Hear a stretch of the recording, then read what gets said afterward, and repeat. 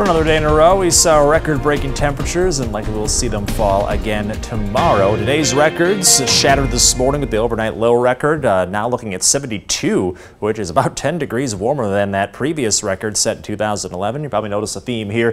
2011 also had 91 for a record for the high temperature today.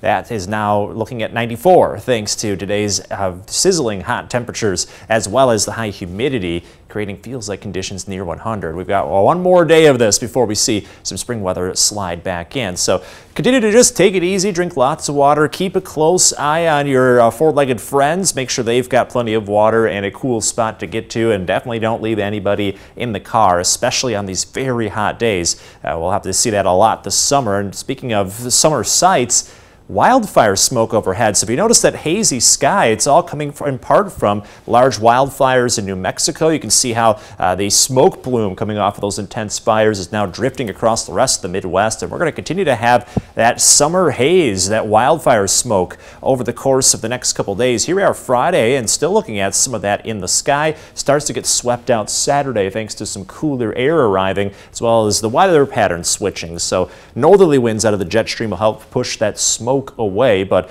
not only does it feel like summer, it looks like summer with that haze overhead. Later tonight, partly cloudy, looking at another night of likely record warmth as we may not drop out of the 70s. Keep in mind, this is warmer than our usual daytime high temperature around this time of year. And then throughout the course of the morning, heat index starting to become a factor the later we go in the morning. So get out early if you have some yard work or that morning workout you want to get in, because things get hot quickly like we saw today. 92 in the forecast. That's likely breaking tomorrow's record with hazy and humid conditions. By the way, tomorrow's record 87 set in 2011. So if we get anywhere near the 90s, likely breaking a record for a third day in a row. Then we have to keep an eye out for possibly some strong to even severe storms. This is Friday evening, a 1 out of 2 on our scale. You can see that future track, a very early glimpse, has a line of thunderstorms sweeping through by about 4 o'clock. That'll be with us between about 4 to 7 as of Friday evening. It still could change, but keep in mind, be ready for some strong storms as we begin to cool off Friday evening. We could see more storms into Saturday morning, and then another chance for rain Sunday afternoon. Note by then we're back to average with highs in the 70s, that is the low 70s at least. 70s to 60s into early next week. Definitely feels a lot more like May.